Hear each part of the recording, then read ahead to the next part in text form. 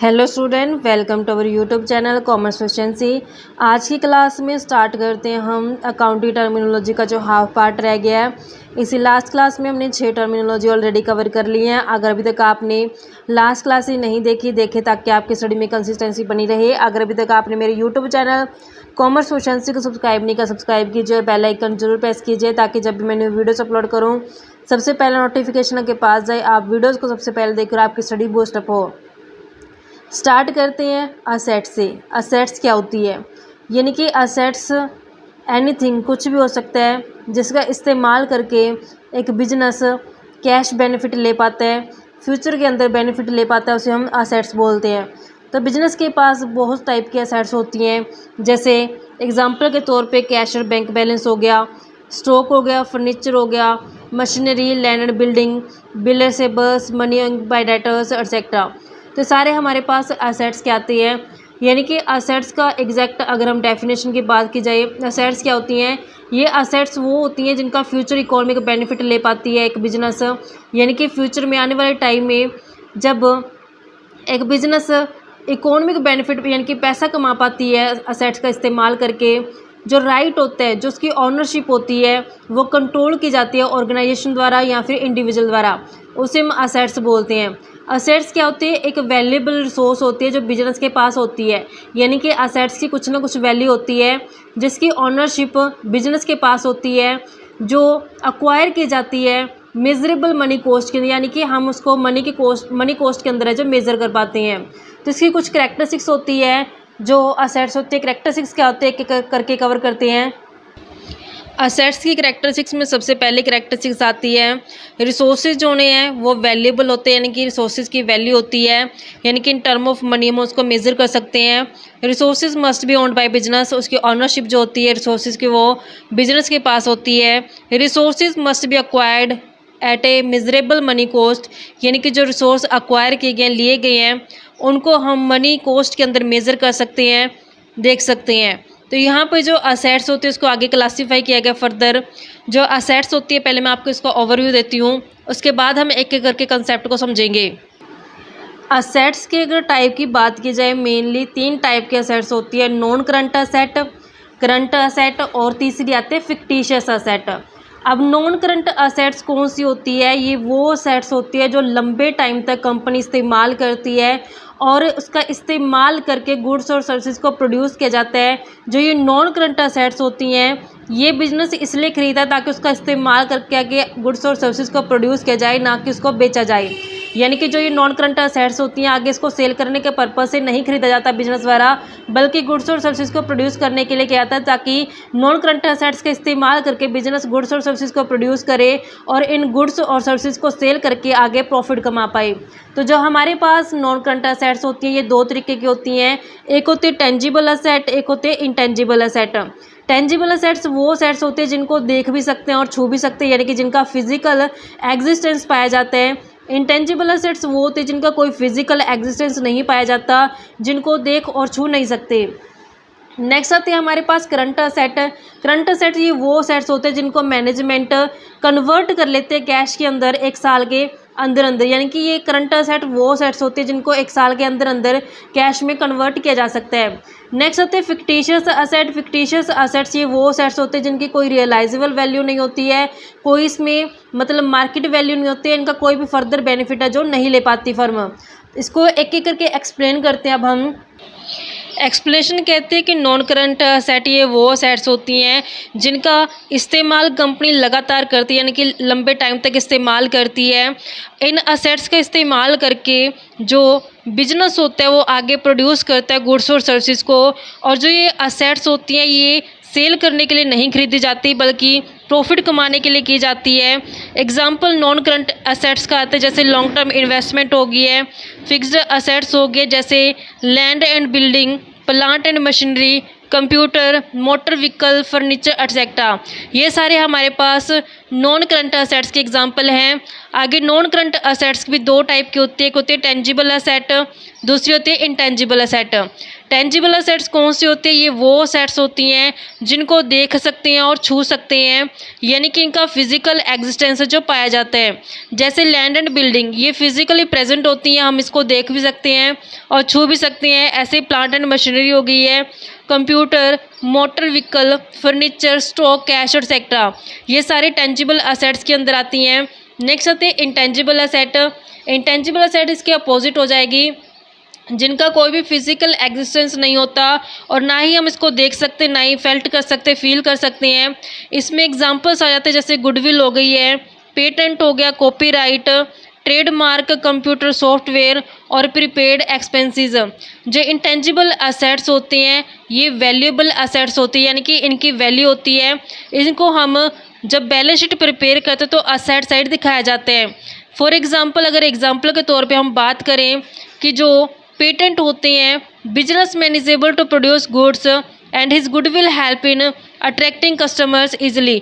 अब हम बताएं कि जो पेटेंट जो गुडविल है इसको बैलेंस शीट में सेट साइड दिखाया जाता है। क्यों दिखाया जाता है? क्योंकि इसकी वैल्यू होती है, क्योंकि पेटेंट किया हुआ जो माल होता है, जो पेटेंट की गुड्स होती है, उसकी वो पहचान होती है, लोग उसको आसानी से पहचान जाते हैं कि ये किस कंपनी का है। पेटेंट किस चीज़ के ऊपर होता है? कंटेंट्स के ऊपर होता है, कि हर एक कंपनी चाहे सिमिलर प्रोडक्ट बना ले, लेकिन पेटेंट कंटेंट के ऊपर होता है, तो कंटेंट कॉपी नहीं कर पाती। तो जो पेटेंट होते हैं ये हेल्प करते हैं बिजनेस की। ऐसे जो गुडविल होती है वो भी हेल्प करते हैं गुड्स अपनी बिजनेस की कस्टमर को अट्रैक्ट करने के लिए। इसलिए जो इंटेंजिबल असेट होती है हेल्प करती है फर्म की प्रॉफिट को कमाने में, जैसे टेंजिबल असेट्स करती है। जैसे हम टेंजिबल असेट्स का इस्तेमाल करके बिजनेस प्रॉफिट कमा पाता है, वैसे इंटेंजिबल असेट्स भी हेल्प करती है बिजनेस को प्रॉफिट कमाने में। हैंस बोथ टेंजिबल और इंटेंजिबल असेट्स क्या है? वैल्यूएबल असेट है, दोनों की क्या होती है? वैल्यू होती है। Value of intangible asset is based on the benefit. अब वैल्यू किस पे बेस पे लेते हैं हम? वैल्यू का मतलब ये है कि बिजनेस है जो बेनिफिट ले पाते हैं। Facilities available to the business from such asset, facilities है जो अवेलेबल हो जाती है बिजनेस को टेंजिबल इंटेंजिबल दोनों ही असेट से। यानी कि अगर इंटेंजिबल असेट तो हमें उसे अवॉइड नहीं करना होता। इंटेंजिबल असेट्स को भी हम बैलेंस शीट के अंदर असेट साइड पे दिखाते हैं, क्योंकि ये वैल्यूएबल असेट्स होती हैं, ये बिजनेस की प्रॉफिटेबिलिटी के ऊपर है जो इफेक्ट डालती हैं। नेक्स्ट आते हैं करंट असेट। करंट असेट्स कौन सी असेट्स होती हैं? ये वो असेट्स होते हैं जिनको एक साल के अंदर अंदर कैश के अंदर कन्वर्ट किया जा सकता है। करंट असेट ये वो असेट्स होती हैं which are meant for sale और which the management would want to convert into cash within 1 year. यानी कि इसको एक साल के अंदर अंदर कैश में कन्वर्ट कर देंगे। ये असेट्स होते हैं इसको हम शॉर्ट लिव या फिर एक्टिव असेट बोलते हैं। शॉर्ट लिव मतलब कम टाइम के लिए होती हैं, एक्टिव असेट होते हैं क्योंकि इसको हम एक साल के अंदर अंदर जो कैश में कन्वर्ट करते हैं। जैसे एग्जांपल डेटर्स जो होते हैं, डेटर्स वो पर्सन होते हैं जो क्रेडिट सेल करने से अराइज होते हैं। जब कंपनी क्रेडिट सेल करती है तो उससे डेटर्स अराइज होते हैं। डेटर्स से जो इनको कन्वर्ट किया जा सकता है कैश के अंदर शॉर्ट पीरियड में, यानी कि ये करंट असेट्स का हिस्सा होते हैं। ऐसे जो स्टॉक होते हैं अगर वो कंटिन्यू सेल किया गया है और बिल रिसीवेबल्स हैं तो ये भी कन्वर्ट हो जाएंगे कैश में। इसको समझाती हूँ मैं आपको। जैसे क्रेडिट में सेल किया गया है, यानी कि उधार में माल बेचा गया कंपनी द्वारा। जब क्रेडिट सेल की जाती है तो इससे डेटर्स अराइज हो जाते हैं, यानी कि देनदार है जो अराइज हो जाते हैं। डेटर्स अराइज हो जाते हैं, कई बार ये बिल लिख देते हैं तो ये बिल रिसीवेबल्स बन जाते हैं। फिर बाद में क्या होता है, कैश में कन्वर्ट किए जाते हैं। इनसे क्या होता है, पैसा मिल जाता है। यानी कि जो क्रेडिट सेल की गई है, जो डेटर्स हैं, जो BR हैं, वो अल्टीमेट किस में कन्वर्ट हो जाता है, कैश में कन्वर्ट हो जाता है विद इन 1 ईयर के अंदर अंदर। अगर डेफिनेशन की बात करें तो जो institute of certified public accountant USA कहते हैं कि करंट असेट्स के अंदर कैश को भी शामिल करते हैं, अदर असेट्स को भी शामिल करते हैं और रिसोर्सेज को भी शामिल करते हैं, जिनको एक ऑपरेटिंग साइकिल के अंदर अंदर कैश के अंदर कन्वर्ट किया जा सकता है। जो प्रीपेड एक्सपेंसेस होते हैं इसको हम कैश में रियलाइज़ नहीं कर सकते, क्योंकि प्रीपेड एक्सपेंसिव वो खर्चे होते हैं जो एडवांस में पे कर दिए जाते हैं। प्री मतलब पहले ही, पेड मतलब कि पे किए गए हैं। तो प्रीपेड खर्चे जो होते हैं ये कैश में रियलाइज़ नहीं होते हैं, लेकिन जो इनका शो किया जाते हैं, इनको ये करंट असेट्स में दिखाते हैं, क्योंकि जो इनका बेनिफिट होता है वो हमें बिना फर्दर पेमेंट किए हुए फ्यूचर के अंदर मिल जाता है। क्योंकि प्रीपेड में क्या होता है कि हमने एडवांस में खर्च कर दिया, तो जब इन फ्यूचर में हम जाएंगे तो फ्यूचर में हमें दोबारा उस खर्चों के लिए कुछ पेमेंट करने की ज़रूरत नहीं है, सिर्फ हमें बेनिफिट लेने हैं उससे। इस कारण से प्रीपेड एक्सपेंसेस को भी हम करंट असेट्स के अंदर दिखाते हैं। नेक्स्ट कहते हैं कि करंट असेट्स जो होती हैं इसको हम फ्लोटिंग असेट या फिर सर्कुलेटिंग असेट के नाम से भी जानते हैं, क्योंकि जो अमाउंट, जो नेचर होता है इन असेट्स का वो चेंज होता रहता है कॉन्टिन्यूसली। इसको हम एग्जांपल की हेल्प से समझते हैं। हम करंट असेट को फ्लोटिंग असेट या फिर सर्कुलेटिंग असेट क्यों बोलते हैं, क्योंकि ये जो इसका नेचर होता है कॉन्टिन्यू चेंज हो जाता है। कॉन्टिन्यू चेंज कैसे होता है नेचर? सबसे पहले लेते हैं क्रेडिट पे परचेज करके लेके आइए। क्रेडिट में परचेज यानी कि उधार में माल खरीदा है, उधार में माल खरीदा है, फिर इसको, इसी मटेरियल को क्या किया गया, आगे क्रेडिट में सेल कर दिया गया। तो जब क्रेडिट में सेल किया गया, उधार में सेल करने से क्या होता है, मान लो कि ये क्रेडिट सेल कर दिया गया एक्स को, एक्स पर्सन को कर दिया, तो यहाँ पे उधार पे जब सेल किया गया उससे क्या हुआ, डेटर्स अराइज हो गए हैं। डेटर्स यानी कि एक्स क्या होगा, हमारा डेटर्स हो गया। अब इस डेटर्स ने क्या किया, आगे बिल लिख दिए, तो ये डेटर्स किस में कन्वर्ट हो चुके हैं, बिल रिसीवेबल्स में कन्वर्ट हो चुके हैं। अब जो ये बिल रिसीवेबल्स हैं फिर बाद में इससे क्या मिल जाएगा, कैश मिल जाएगा। तो इस तरीके से जो नेचर था करंट असेट्स का वो क्या होता गया, चेंज होता गया। क्योंकि अब करंट असेट्स में क्या है, क्रेडिटर्स भी हमारे पास करंट लायबिलिटी होती है, फिर उससे हमारी जो क्रेडिट सेल की गई ये करंट असेट बन गई है, डेटर्स करंट असेट बन गए हैं, बिल रिसीवेबल करंट असेट बन गया है, कैश करंट असेट बन गई है। तो इस तरीके से क्या हुआ कि जो नेचर होता है करंट असेट्स का वो क्या होता गया, चेंज होता गया। पहले क्रेडिट सेल, फिर उससे डेटर बन गया, फिर बीआर बन गया, फिर कैश बन गया। तो अल्टीमेटली लास्ट में क्या हुआ, कैश में जो करंट असेट कन्वर्ट हो चुकी है। इस तरीके से जो नेचर था करंट असेट्स का वो कंटिन्यू चेंज होता गया। इस कारण से फ्लोटिंग असेट या फिर सर्कुलेटिंग असेट के नाम से जाना जाता है। जब हम करंट असेट्स को बैलेंस शीट में दिखाएंगे तो बैलेंस शीट में जो दिखाया जाएगा वो लिक्विडिटी ऑर्डर से दिखाया जाएगा। लिक्विडिटी ऑर्डर का मतलब क्या होता है कि जिन करंट असेट्स को बिल्कुल जल्दी टाइम में हम कैश में कन्वर्ट कर देंगे उसको सबसे पहले दिखाया जाएगा।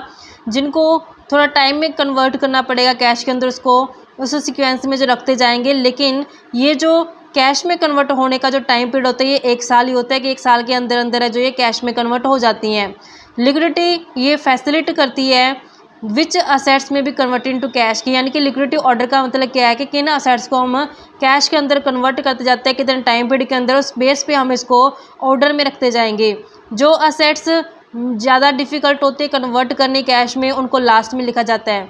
तो यहाँ पे इसका करंट असेट की जो लिक्विडिटी ऑर्डर होता है सबसे पहले कैश इन हैंड, जो वो कैश जो हमारे हाथ में है, वो कैश जो बैंक में है, bill receivables, short term investment, debtor, stock और प्रीपेड एक्सपेंस। तो इस तरीके से हमने करंट असेट्स को जो लिक्विडिटी ऑर्डर के अंदर है दिखाना होता है बैलेंस शीट में जब इसको असेट साइड पे दिखाया जाता है।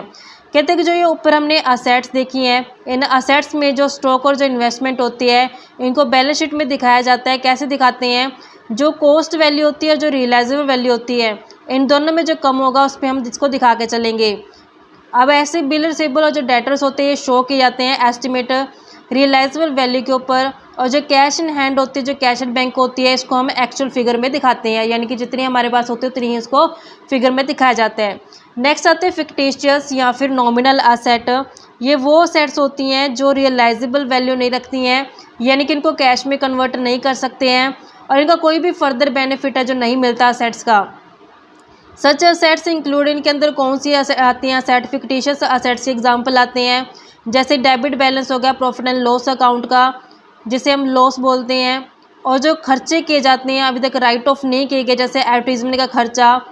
These assets are not really asset, ये रियल में असेट नहीं होते हैं लेकिन इसको शो किया जाता है असेट साइड पे only for the purpose of transferring them to the profit and loss account gradually over a period of time. अब इसमें क्या होता है, इसका रीज़न क्या होता है कि जैसे जो एग्जांपल अगर हम एडवर्टीजमेंट एक्सपेंस की बात करें, एडवर्टीजमेंट एक्सपेंस होता है जो बिल्कुल ह्यूज खर्चा होता है, बहुत बड़ी अमाउंट में करना होता है, बहुत बड़ी अमाउंट में एक बार खर्चा कर दिया जाता है तो फिर इसको धीरे धीरे अगर मान लो कि 2 साल इसका बेनिफिट मिलना है, 4 साल मिलना है, 5 साल मिलना है, तो उस टाइम पीरियड के हिसाब से इसको डिवाइड कर दिया जाता है।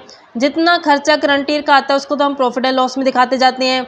जो अंडररिटन पोर्शन रहता है, जो इसको अभी तक राइट ऑफ नहीं किया गया, उसको हम बैलेंस शीट के असेट साइड दिखाते हैं। तो ये धीरे धीरे gradually over the period of time क्या कहता है, प्रॉफिट एंड लॉस से बाद में चार्ज किया जाता है। इस तरीके से हमारे पास ये असेट्स बनती थी बच्चों। नेक्स्ट टर्मिनोलॉजी जो यूज़ की जाती है वो आती है कैपिटल रिसिप्ट और रिवेन्यू रिसिप्ट। सबसे पहले मैं आपको कैपिटल और रिवेन्यू का डिफरेंस बताती हूँ। कैपिटल का मतलब क्या होता है, जो कभी कभार रिसिप्ट होती है। कैपिटल यहाँ पे रिसिप्ट की बात की जाए तो यहाँ पे रिसिप्ट वो इनकम जो हमें कभी कभार मिलती है। रिवेन्यू रिसिप्ट ये वो रिसिप्ट होती है जो हमें ग्रेजुअली मिलती है, लगातार मिलती है। एक्सप्लेनेशन कवर करते हैं। कहते हैं ये ज़रूरी है जानना कि इन दोनों के बीच में फ़र्क क्या है। किसे हम कैपिटल रिसिप्ट बोलते हैं और किसे हम रिवेन्यू रिसिप्ट बोलते हैं। क्योंकि जो हमारे पास रिवेन्यू रिसिप्ट होती है इसको तो हम trading and profit and loss के क्रेडिट साइड दिखाते हैं, जबकि जो हमारे पास कैपिटल रिसिप्ट होती है इसको बैलेंस शीट में दिखाते हैं। या तो इससे लायबिलिटी बढ़ जाती है या फिर इससे वैल्यू ऑफ असेट है जो कम हो जाती है। कैपिटल रिसिप्ट के अंदर क्या क्या एग्जाम्पल्स आते हैं। कैपिटल रिसिप्ट के एग्जाम्पल होते हैं जैसे अमाउंट रिसीव हुई है फिक्स्ड असेट्स को सेल करके या फिर इन्वेस्टमेंट से पैसा मिला। तो जो हमने फिक्स्ड असेट्स सेल करनी होती है ये रेगुलर नहीं करते, हम कभी कभार करते हैं।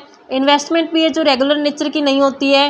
तो जो हमने यहाँ से अमाउंट रिसीव किया फिक्स्ड असेट्स को सेल करके या इन्वेस्टमेंट से जो पैसा मिला ये कैपिटल नेचर का होता है। कैपिटल नेचर की जो ट्रांजेक्शन्स होते हैं वो बैलेंस शीट में जाती हैं। तो यहाँ पे इसका जो इफेक्ट देखने को मिलेगा बैलेंस शीट के ऊपर पड़ेगा। कैपिटल कॉन्ट्रीब्यूट बाय प्रोप्राइटर, जो कैपिटल इन्वेस्ट की गया प्रोप्राइटर द्वारा, पार्टनर्स द्वारा, और मनी ऑब्टेन की गई है शेयर इशू करके या डिबेंचर इशू करके अगर कंपनी का केस है। तो जो शेयर्स इशू किए जाते हैं, डिबेंचर इशू किए जाते हैं, ये लगातार नहीं करती कंपनी, कई कई सालों बाद करती है। तो ये कैपिटल नेचर के होते हैं और इसको बैलेंस शीट में दिखाया जाता है। ऐसे ही जो अमाउंट रिसीव हुई है लोन के थ्रू, जो लोन होते हैं कभी कभार ले जाते हैं, ये कैपिटल नेचर के होते हैं। इसका इम्पैक्ट जो बैलेंस शीट के ऊपर पड़ेगा।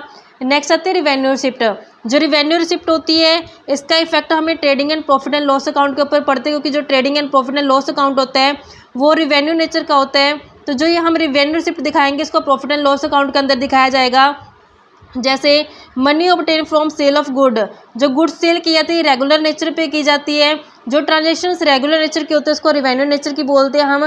तो यहाँ पे जो गुड्स को सेल करके पैसा मिला है वो कौन सा होगा, रिवेन्यू नेचर का होगा। जो कमीशन और जो फीस रिसीव हुई है सर्विस देने के बदले, तो यहाँ पे जो सर्विस देने के बदले जो कमीशन और जो फीस मिलती है ये भी रेगुलर नेचर की होती है, इसलिए इसको रिवेन्यू नेचर के अंदर प्रॉफिट एंड लॉस अकाउंट में क्रेडिट साइड पे दिखा दिया जाएगा। ऐसे जो इंटरेस्ट और जो डिविडेंड रिसीव हुआ इन्वेस्टमेंट के ऊपर, तो यहाँ पे जो इन्वेस्टमेंट होती है उसका जो इंटरेस्ट और डिविडेंड होता है ये रेगुलर नेचर का होता है, इसलिए ये रिवेन्यू रिसिप्ट है, इसको हम प्रॉफिट एंड लॉस की क्रेडिट साइड पे दिखा देंगे। इस तरीके से हमारे पास ये कैपिटल रिसिप्ट और रिवेन्यू रिसिप्ट थी। आई होप बच्चा क्लियर होगी। नेक्स्ट आते हैं एक्सपेंडिचर्स। एक्सपेंडिचर्स किसे बोलते हैं हम, कि कोई भी ऐसा डिसबर्समेंट ऑफ कैश, यानी कि जिससे कैश खर्च हो रही है या फिर प्रॉपर्टी ट्रांसफ़र हो रही है या फिर लायबिलिटी इंकर हो रही है, क्या करने के लिए, असेट्स को अक्वायर करने के लिए, गुड्स या फिर सर्विसेज को अक्वायर करने के लिए, उसे एक्सपेंडिचर बोला जाता है। यानी कि किसी भी टाइप की पेमेंट जो बेनिफिट लेने के लिए की गई है, यानी कि बेनिफिट लेने के लिए जो खर्चा किया गया उसको हम एक्सपेंडिचर बोलते हैं। एक्सपेंडिचर आगे 3 कैटेगरी में डिवाइड किए गए हैं। एक तो होता है capital expenditure, next revenue expenditure, तीसरा आता है deferred revenue expenditure. Capital expenditure ये वो खर्चा होता है जो कैपिटल नेचर का, यानी कि जो कभी कभार खर्चा किया जाता है। जैसे कैपिटल नेचर के एक्सपेंडिचर कौन से होंगे, ये वो खर्चे होंगे जिनको अक्वायर करने के लिए, यानी कि असेट्स को अक्वायर करने के ऊपर किया जाएगा। जब फिक्स्ड असेट्स को अक्वायर करने के ऊपर खर्चा किया जाता है तो उसे कैपिटल एक्सपेंडिचर बोला जाता है। कोई भी खर्चा जो किया गया है परचेज करने के लिए या फिर इरेक्शन करने के लिए, बिल्डिंग को, प्लांट को, फर्नीचर को, वो सारा कैपिटल नेचर का होते हैं। जो ये कैपिटल नेचर के खर्चे होते हैं इसका बेनिफिट क्या मिलता है कि इससे जो अर्निंग कैपेसिटी होती है बिजनेस की वो बढ़ जाती है, यानी कि जो उसकी कमाने की क्षमता होती है बिजनेस की वो बढ़ जाती है। जो ये खर्चे होते हैं इसका जो बेनिफिट होते हैं लंबे टाइम तक लेती है जो बिजनेस होता है, और इसको दिखाया जाता है असेट साइड पे। नेक्स्ट रिवेन्यू एक्सपेंडिचर का मतलब होता है, रिवेन्यू एक्सपेंडिचर ये वो खर्चे होते हैं जो अर्निंग कैपेसिटी को मेंटेन करने के लिए किए जाते हैं। जैसे अभी लास्ट में हमने पढ़ा कि कैपिटल एक्सपेंडिचर का जो इस्तेमाल किया गया था वो अर्निंग कैपेसिटी को बढ़ाने के लिए किया गया था, जबकि रिवेन्यू एक्सपेंडिचर का जो इस्तेमाल होता है ये अर्निंग कैपेसिटी को मेंटेन करने के लिए किया जाता है। रिवेन्यू एक्सपेंडिचर कहते हैं कोई भी खर्चा जिसका फुल बेनिफिट है जो रिसीव किया जाता है एक अकाउंटिंग पीरियड के दौरान, यानी कि एक साल के अंदर अंदर जिसका बेनिफिट लिया जाता है उसको हम रिवेन्यू एक्सपेंडिचर बोलते हैं। जैसे cost of goods sold, salary, rent, electricity charges etcetera इसके एग्जांपल्स होते हैं। कहते हैं जो ये रिवेन्यू एक्सपेंडिचर होते हैं ये डेबिट किए जाते हैं trading and profit and loss account के अंदर, क्योंकि जो trading and profit and loss account होता है ये हमारा रिवेन्यू नेचर का होता है। तो जो रिवेन्यू एक्सपेंडिचर्स होंगे वो कहाँ दिखाए जाएंगे? Trading and profit and loss account के अंदर दिखाए जाएंगे। जो ये खर्चे किए जाते हैं इससे अर्निंग कैपेसिटी बढ़ती नहीं है, लेकिन अर्निंग कैपेसिटी जो मेंटेन जरूर हो जाती है। It also does not bring into existence and asset of an enduring nature. तो यहाँ पे ये मतलब कि एग्जिस्टेंस में नहीं रहती, यानी कि इसका मतलब ये नहीं कि हमने असेट से जो वो जनरेट की है, नहीं, असेट जनरेट का मतलब तो कैपिटल नेचर का हो गया, वो तो हमने कैपिटल एक्सपेंडिचर के अंदर कवर किया है। ये सिर्फ हमने अर्निंग कैपेसिटी को मेंटेन करने के जो खर्चे किए गए वो रिवेन्यू नेचर के आते हैं। इसका आंसर इसको trading and profit and loss account के डेबिट साइड दिखाया गया है। अब हम इसके बीच में फ़र्क समझते हैं कि डिफरेंस है क्या इन दोनों में, कैपिटल एक्सपेंडिचर में और रिवेन्यू एक्सपेंडिचर में। सबसे पहला डिफरेंस कहता है कि जो कैपिटल एक्सपेंडिचर किए जाते हैं ये फिक्स्ड असेट्स को अक्वायर करने में या फिर उसको सेट करने में किए जाते हैं, जबकि रिवेन्यू एक्सपेंडिचर जो किए जाते हैं ये दिन प्रतिदिन के जो खर्चे होते हैं बिजनेस को चलाने के लिए उसके लिए किए जाते हैं। नेक्स्ट आता है जो कैपिटल एक्सपेंडिचर किए जाते हैं इसका जो मेन उद्देश्य होता है वो अर्निंग कैपेसिटी को बढ़ाना होता है, जबकि रिवेन्यू एक्सपेंडिचर का जो उद्देश्य होता है वो मेंटेन करना होता है अर्निंग कैपेसिटी को for keeping the asset in an efficient working order, ताकि जो असेट्स है वो एफिशिएंट तरीके से काम करती रहे, बढ़िया तरीके से असेट्स काम करती रहे। जो कैपिटल एक्सपेंडिचर होते हैं इसका जो बेनिफिट नॉर्मली जो मिलता है कैपिटल नेचर के एक्सपेंडिचर्स का वो लॉन्ग पीरियड तक रहता है, जबकि रिवेन्यू नेचर के जो खर्चे किए जाते हैं इसका बेनिफिट जो मैक्सिमम 1 साल तक मिलता है। कैपिटल एक्सपेंडिचर जो होते हैं राइट ऑफ किए जाते हैं बैलेंस शीट में, जबकि रिवेन्यू एक्सपेंडिचर राइट ऑफ किए जाते हैं ट्रेडिंग और प्रॉफिट एंड लॉस अकाउंट से। तो इस तरीके से दोनों में डिफरेंस था कैपिटल एक्सपेंडिचर में और रिवेन्यू एक्सपेंडिचर में। थर्ड जो हमारे पास एक्सपेंडिचर आता है वो आता है deferred revenue expenditure. Deferred revenue expenditure क्या होता है कि एक बार खर्च कर दिया जाता है बड़ी अमाउंट के अंदर, फिर उसको धीरे धीरे करके जो प्रॉफिट एंड लॉस से चार्ज करते जाते हैं उसको हम डेफर्ड रिवेन्यू एक्सपेंडिचर बोलते हैं। इसमें हम एग्जाम्पल लेके चलते हैं एडवर्टीजमेंट का। एडवर्टीजमेंट में क्या होता है कि बहुत खर्च आता है कि 1 साल में कर दिया जाता है, लेकिन हम उसका बेनिफिट जो लेते हैं लंबे टाइम तक लेते हैं। इसका आंसर उसका जो पूरा खर्च होता है वो डिवाइड कर दिया जाता है जितने टाइम उसका बेनिफिट लेना होता है, फिर धीरे धीरे करके हर साल उसको प्रॉफिट एंड लॉस अकाउंट से चार्ज कर जाते हैं। और जो अनरिटर्न पोर्शन रहता है जिसको राइट ऑफ नहीं किया जाता गारंटी ईयर के दौरान उसको हम बैलेंस शीट के साइड जो दिखाया जाता है। कहते हैं यहाँ पे कुछ ऐसे खर्चे होते हैं जो रिवेन्यू नेचर के होते हैं, लेकिन जो उसका बेनिफिट होते हैं वो हमें लंबे टाइम तक मिलता होता है, आने वाले टाइम में जो मिलता होता है। ऐसे टाइप के खर्चों को हम डेफर्ड रिवेन्यू एक्सपेंडिचर बोलते हैं। तो यहाँ पे कहता है ये वो खर्चे होते हैं जिनका बेनिफिट होता है वो लास्ट बिटवीन 3 से 7 साल तक का जो मिलता है, कम से कम 3 से 7 साल तक का जो बेनिफिट ले पाते हैं खर्चों का उसे हम डेफर्ड रिवेन्यू एक्सपेंडिचर बोलते हैं। जो ये खर्चे होते हैं पूरे खर्चे जो एक ही बार में हम प्रॉफिट एंड लॉस अकाउंट से चार्ज नहीं करते हैं करंट ईयर के दौरान, बल्कि इसको स्प्रेड आउट फैला दी जाते हैं। मतलब जितने टाइम उसका बेनिफिट लेना होता है उतने सालों में उस खर्चों को बांट दी जाते हैं। सिर्फ जो करंट ईयर का खर्चा होता है उसको हम प्रॉफिट एंड लॉस से चार्ज करते हैं, जो बाकी अनरिटर्न पोर्शन होता है उसको बैलेंस शीट की असेट साइड पर हम दिखा देते हैं। इसका एग्जाम्पल के तौर पर हम समझते हैं कि जैसे एडवर्टीजमेंट के ऊपर 2 लाख खर्च किया गया है, तो यहाँ पर इसका बेनिफिट मान लो 4 साल तक मिलेगा। तब इसको हम एग्जाम्पल को समझते हैं। जैसे कि यहाँ पे एडवर्टीजमेंट करवाई गई है, एडवर्टाइजमेंट के ऊपर जो खर्चा आता है वो बड़ी अमाउंट में आता है, 4 लाख रुपए आ गया। मान लेते हैं कि जो एडवर्टीजमेंट का बेनिफिट है वो 5 साल तक मिलेगा, 5 साल तक जिसका बेनिफिट मिलेगा। तो अब हमने हर साल कितना प्रॉफिट एंड लॉस से चार्ज करना है, क्योंकि एक ही बार में तो ये खर्च हम प्रॉफिट एंड लॉस से नहीं निकाल सकते, क्योंकि 5 साल तक इसका बेनिफिट लेना है तो 5 साल तक इन खर्चों को बांटना पड़ेगा। तो 5 से जब हम इसको डिवाइड कर देंगे तो 80,000 है जो हर साल है जो खर्चा निकाला जाएगा प्रॉफिट एंड लॉस से। तो अब हम इसको फर्स्ट ईयर में कैसे दिखाएंगे? जब फर्स्ट ईयर आएगा तो फर्स्ट ईयर में प्रॉफिट एंड लॉस अकाउंट में कितना चार्ज किया जाएगा? 80,000 प्रॉफिट एंड लॉस अकाउंट से चार्ज कर दिया जाएगा। बैलेंस शीट में कितना दिखाया जाएगा? असेट साइड पे बैलेंस शीट में देखो टोटल कितना खर्च किया गया था, 4 लाख। 4 लाख में से 80,000 तो करंट ईयर का चार्ज कर लिया गया, तो 4 लाख में से 80,000 माइनस कर देंगे, 3,20,000 है जो बैलेंस शीट में दिखा दिया जाएगा असेट साइड पे। ऐसे ही फिर जब सेकेंड ईयर की बात आएगी तो सेकेंड ईयर में क्या किया जाएगा, जब प्रॉफिट एंड लॉस अकाउंट बनाया जाएगा तो 80,000 है जो फिर चार्ज कर लिया जाएगा, क्योंकि 80,000 है जो हमने हर साल चार्ज करने। बैलेंस शीट में कितना दिखाया जाएगा, टोटल कितना रह गया था, 3,20,000 रह गया था। 320 में से 80,000 इस साल है जो चार्ज कर लिया गया, बाकी कितना रह गया बैलेंस 240। तो 240 हम इस तरीके से इसको दिखा देंगे। ऐसे जब थर्ड ईयर की बारी आएगी तो थर्ड ईयर भी हमने क्या करना है, सेम करना है। प्रॉफिट एंड लॉस अकाउंट से चार्ज कर लेंगे 80,000 और बैलेंस शीट में कितना दिखाया जाएगा, बैलेंस शीट में दिखाया जाएगा कि 240 रह गया था।